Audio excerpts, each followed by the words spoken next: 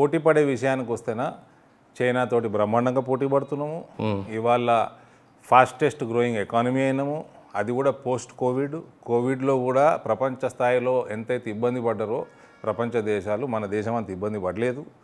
పడ్డా కూడా కంపారిటివ్లీ అంత ఇబ్బంది పడలేదు ఎకనామికల్గా.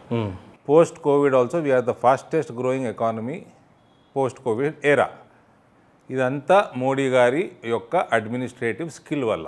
కాబట్టి ఎవరో మోదీ గారిని బూతులు తిట్టంగానే ఏదో అయిపోతుంది అనుకోవడం. ఆయననే అన్నాడు, మోదీ గారు బేగంపేటలో ఎయిర్పోర్ట్లోనే అన్నాడు, నాకు రోజు 2 కిలోలు 2.5 కిలోలు బూతులు తింటా నేను అని. తిని నా శరీరము నా మైండ్ బలంగా తయారైంది తప్ప నేను దానికి రియాక్ట్ కానని మమ్మల్ని కూడా రియాక్ట్ కావద్దన్నారు. ఇప్పుడు నరేంద్ర మోడీ గారేమో దన్ ఖాతా ఖోలో దన్ దాల్తా అని చెప్పేసి ఈయన ఆరోపిస్తున్నారు. ఒకప్పుడు స్వయంగా మీ తండ్రినే కేసీఆర్ గారు నిండు అసెంబ్లీలో చెప్పింది ఏంటంటే మీకున్న ఎక్స్పీరియన్స్ అంతా నా వయసు ఉండదు అని కేటీఆర్ గారి ఒప్పుకొని ఈరోజు మీ తండ్రి గారిను మిమ్మల్ని దూషిస్తాడు. ఇవి విన్నప్పుడు ఇష్టము నా తండ్రికి వాళ్ళ మధ్యలో ఉన్న ముచ్చట నాకు సంబంధం లేదు. నేను ఇప్పుడు కాదు 2017 నుంచి చెప్తున్నా, నాకు మా తండ్రితోటి ఎటువంటి రాజకీయ సంబంధం లేదు. ఆయన నాకు రాజకీయ గురువే. నరేంద్ర మోడీ నాకు లీడరు.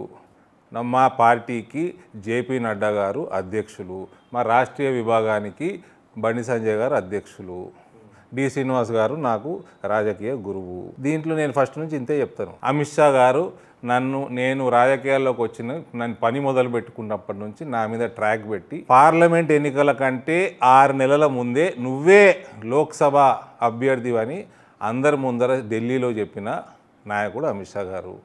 సో వీళ్ళందరూ ఈ రకంగా నాకు రాజకీయ సంబంధాలు ఉన్నాయి. కానీ రాజకీయాల్లోకి వచ్చినాక తండ్రి కుటుంబ సభ్యులతోటి నాకు సంబంధం లేదని నేను ఇప్పటికీ 1,00,000 సార్లు చెప్పిన. ధర్మపురి అరవింద్ గారు ఒక సర్పంచ్ స్థాయికి కూడా పోటీ చేయకుండా, పార్టీలో ప్రధానమైన కీలక పోస్టులు లేకుండా డైరెక్ట్ ఒక మెంబర్ ఆఫ్ పార్లమెంట్ బీఫామ్ తీసుకోవటం ఎలా సాధ్యమైందంటే? అది అమిత్ షా గారిని అడగాలి నువ్వు. ఆ రోజు ఆయన అధ్యక్షుడు, నాకెట్లా తెలుసా? డైరెక్ట్ పిలిచి ఐడెంటిఫై అయితే చేయడు కదా సార్. ఆయన మీరు ఏదో చేసే ఉంటారు, ఎందుకు చేసుకున్నాడు ఆయనకు తెలుసు, నాకెట్లా తెలుస్తుంది?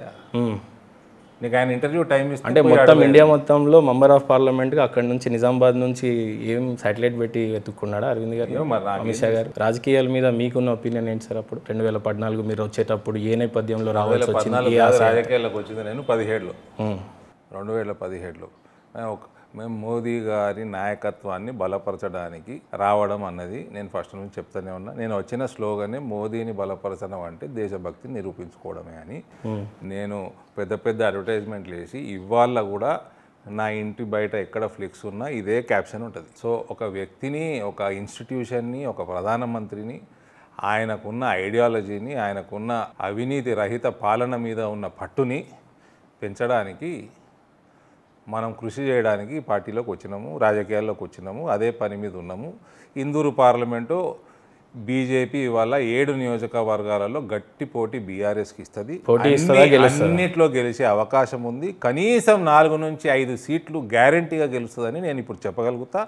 7 గెలుస్తుందా అని కూడా నేను 1 మంత్ బిఫోర్ ఎలక్షన్ చెప్తాను. ధర్మపురి అరవింద్ గారికి 3 టీములుగా ఏర్పడ్డాయి. ఒక పక్క ఎండల లక్ష్మీనారాయణ, ఒక పక్క ధర్మపురి అరవింద్, ఒక పక్క బసవ లక్ష్మీనారాయణ. సత్సంబంధాలు లేవు అని చెప్పి చిన్న వార్తలు అయితే వస్తున్నాయి. దాని మీద మీరు ఎలా స్పందిస్తారు? వస్తే చూపెట్టుకో, నేను న్యూస్ ఛానల్ చూపెట్టుకో. అంటే పోటీకి సిద్ధమవుతున్న వేళ మీ బల ప్రదర్శన చేసేటప్పుడు నువ్వు కాదు నేను కాదు, ఏం దుర్బీన్ పెట్టి చూసి అమిత్ షా ఇచ్చిండో అంటే మళ్ళీ ఏం దుర్బీన్ పెట్టి చూస్తారో వాళ్ళకే తెలుసు. మనకెందుకే, మన పని మనం చేసుకొని పోతాం. ఒక మెంబర్ ఆఫ్ పార్లమెంట్గా గెలిచిన తర్వాత బోధన్ అనే ఒక ప్రాంతానికి మీరు ప్రతిసారి ప్రధానమైన పూజా కార్యక్రమాలు లేకపోతే పార్టీకి ఉన్నటువంటి ఫెస్టివల్ ప్రోగ్రామ్స్ లాంటికే ధర్మపురి అరవింద్ గారు అటెండ్ అవుతూ ఉంటారు. కానీ అక్కడున్న సమస్యల మీద గట్టిగా పోరాడలేదు. ఒకవేళ పోరాడిన ప్రెస్ మీట్ లాంటిలో పెట్టి కొంతవరకు మమ అనిపించారు అని చెప్పి వాదన. ఏ పూజా కార్యక్రమాలకు పోయినా అక్కడున్న పార్టీ కనిపిస్తున్న అనుగుణమైన ప్రోగ్రామ్కి వెళ్తున్నారు, లేదంటే ఏదైనా శుభకార్యాలకు వెళ్తున్నారు, కానీ అక్కడున్న సమస్యల మీద పోరాటాలు లేదు అనేది.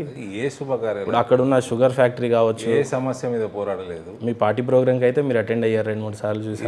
ఇవాళ షుగర్ ఫ్యాక్టరీ విషయంలో, షుగర్ ఫ్యాక్టరీ చరిత్రలో 51% ప్రైవేటు, 49% స్టేట్. నేను పాదయాత్ర చేసిన లాస్ట్ డే మా కేంద్ర మంత్రి ఇన్ఛార్జ్ మినిస్టర్ ఫర్ తెలంగాణ వచ్చి మీకు ఏం సహాయం కావాలని అడగండి, మేము సహాయం చేస్తాం, తెచ్చుకోండి అన్నారు. ఇవాళ ఎథనాల్ ఫ్యాక్టరీస్ మోదీ గారు దేశవ్యాప్తంగా ఎథనాలు, పెట్రోలు, డీజిల్లో బ్లెండింగ్ పర్సంటేజ్ పెంచుతూ ఉన్నాడు. తెలంగాణ ప్రాంతంలో 17 ఎథనాల్ ఫ్యాక్టరీలు పెట్టాలి. ఒక్క ఫ్యాక్టరీ పెట్టలేదు. ఇక్కడ కూడా పెట్రోల్ డీజిల్ వాడతావు కదా నువ్వు, ఇప్పుడు పెట్రోల్ మోటార్లనే వచ్చినావు కదా, అలా ఎథనాల్ మిక్స్ చేయాలి కదా. ఎథనాల్ ఇక్కడ ఇప్పుడు వేరే రాష్ట్రాలకు వెళ్ళి తెచ్చుకొని మిక్స్ చేస్తున్నారు. ఇక్కడ 17 ఫ్యాక్టరీలు పెట్టుకునే కెపాసిటీ ఉన్నది, తెలంగాణ కన్జంప్షన్ ఉంది. ఒక్క ఫ్యాక్టరీ కూడా పెట్టలేదు, రాష్ట్ర ప్రభుత్వం సహకరిస్తలేదు. ఇప్పుడు ఈ 17 ఫ్యాక్టరీలలో కనీసం 10 పెడితే మన నియోజకవర్గంలో 2 ఫ్యాక్టరీలు పెట్టే ఆస్కారం అల్కగా ఉంటుంది. షుగర్ కేన్ తోటి అవుతుంది. బ్రోకన్ రైస్ ఊకే FCI కొనాలి, వీళ్ళు కొనాలి, వాళ్ళు కొనాలి, పంచాయతీ బదులు బ్రోకన్ రైస్ తోటి ఎథనాల్ తయారవుతుంది, చెరుకుతోటి ఎథనాల్ తయారవుతుంది, మక్కతోటి ఎథనాల్ తయారవుతుంది. ఈ 3 పంటలు అత్యధికంగా పండేది పార్లమెంట్ సెగ్మెంట్, ఇందూరు సెగ్మెంట్. ఇవాళటి వరకు ఎథనాల్ రాలేదు. రేపు డబుల్ ఇంజన్ సర్కార్ వస్తే ఫస్ట్ పని అయ్యేది ఎథనాల్ ఫ్యాక్టరీ. అందులో టాప్ ప్రయారిటీ ఉండేది బోధను, నిజామాబాద్ అర్బన్ ఒకటి, అటు కొరుట్ల, మెట్పల్లి ఆ ప్రాంతంలో ఒకటి, 2 ఫ్యాక్టరీలు ఇమీడియట్గా పెట్టవచ్చు. మాధవ్ నగర్ బ్రిడ్జిని అయితే ఎట్టకేళ్ళకి ప్రారంభించే పనులు అయితే స్టార్ట్ చేశారు, కానీ అది మీ హయాంలో అవుతుంది అనుకోవచ్చా? మీ లాట్తో అవుతుందా, లేకపోతే ఈ క్వశ్చన్లలోనే నేను ఏం చేసినాను ఫస్ట్ అడిగినావు. ఈ క్వశ్చన్లలోనే అన్నిటికీ ఆన్సరే ఉంటుంది. చూడు, మాధవ్ నగర్ ఫ్లైఓవర్ ఎప్పటి నుంచి డిమాండ్? మీరు చిన్ననాటి నుంచి డిమాండ్. నువ్వు డిచ్పల్లి పిల్లగానివి, నీకు ఎక్కువ తెలిసి ఉండాలి. అదే తోవాలో రావాల్సి వస్తుంది. కాబట్టి ఆ ఫ్లైఓవర్ ఇవాళ అతి వేగంగా పని నడుస్తూ ఉన్నది. ఎందుకు నడుస్తున్నది? ఎవరు ఎంపీ లాట్లో వస్తుందా, లేకపోతే ఎమ్మెల్యే లాట్లో? డబ్బులు కేంద్ర డబ్బులు ఉన్నాయి, రాష్ట్ర డబ్బులు ఉన్నాయి. ఆర్మూర్లో 3 ROBలు నడుస్తున్నాయి. అవి మొత్తం 100% కేంద్ర నిధులు ఆర్మూర్ ప్రాంతంలో ఉన్నాయి. మాధవ్ నగర్ సగం సగం ఉంది. అందులో మనం పెట్టిన ప్రెషర్కి దాన్ని 2 లేన్ ఉన్నదాన్ని 4 లేన్ చేసిండ్రు. 4 లేన్కి ఎక్కువ డబ్బులు కేంద్రం నుంచి ఇప్పించి, సర్వేలు త్వరగా పూర్తి చేయించి, ప్రెషర్ విపరీతంగా ప్రశాంత్ రెడ్డి మీద పెట్టి ఇవాళ పని ఉరికిపిస్తూ ఉన్నాం. అది భారతీయ జనతా పార్టీ పెట్టే డబ్బులు ఇస్తాయి, ప్రభుత్వాలు డబ్బులు ఇస్తాయి.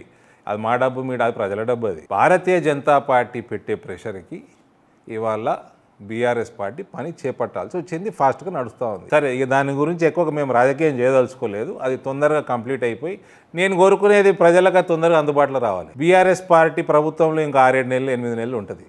అంత లోపల వస్తే సంతోషం, ఇక లేకపోతే మా హయాంలో మాకు ఇలా 8 నెలలే కానివ్వండి. ప్రశాంత్ రెడ్డి ఇనాగ్రేషన్ చేసుకోండి, నాకేం ఇబ్బంది లేదు. ఇందూరు ప్రజల బండ్లు పోతాయి కదా. ఏదేమైనా రోడ్ వేస్తున్న క్రెడిట్ అంతా కూడా ప్రశాంత్ రెడ్డి అకౌంట్లోనే ఉంది మరి సోఫార్. అది నీకు అనిపిస్తుంది అట్లా, ప్రజలకు తెలుసు కదా. ఏది ప్రశాంత్ రెడ్డి 2014 నుంచి క్యాబినెట్ హోదాలో ఉన్నాడు. ఇవాళ ఎందుకు అవుతుంది పని? ప్రజలకు బాగా తెలుసులే మేము ఏం చేసినాం. ఇప్పుడు కూడా నిజామాబాద్లో విజయ్ కాలేజ్ నుంచి పడితే కొంత దూరం వరకు మాత్రం అంకపూర్ వరకు ఇంకా రోడ్స్ అవ్వలేదు. ఎందుకైతుంది తెలుసా? 5 సంవత్సరాలు మీ కవితక్క ఉన్నారు కదా ఎంపీగా, ఆమె KST ట్యాక్స్ తోటి పీడిస్తుండే కాంట్రాక్టర్లని. నాకు ఇవాళ 4 ఫ్లైఓవర్లు పని, ఒకటైతే ఇనాగ్రేషన్ మొన్న నేనే చేసినాను ఆర్మూర్ టు గోవింద్పేట పోయే దారిలో. ఇంకా 2 ఫాస్ట్గా ఆర్మూర్లు నడుస్తున్నాయి. మాధవ్నగర్ ఫాస్ట్గా నడుస్తుంది. అరసపల్లిలో 100% ఫండ్ 135 కోట్లు శాంక్షన్ చేయించినాము. అది తొందరలో స్టార్ట్ అవుతుంది పని. ఎక్కడ కూడా ఏ కాంట్రాక్టర్ పని చేస్తుండో తెలియదు నాకు. నేను ఒక ఫోన్ చేయ ఎవరికి, నేను రైల్వే ఆఫీసర్స్కి ఫోన్ చేస్తా పని స్లో ఉంటే, సైట్ మీదకి రివ్యూ మీటింగ్ పోతా. ఇప్పటి 4 సార్లు చేసినాను. నాకు కాంట్రాక్టర్తో పని లేదు, నేను డబ్బులు అడగాను, వాడు ఇచ్చిన తీసుకోను, నాకు అవసరం కూడా లేదు.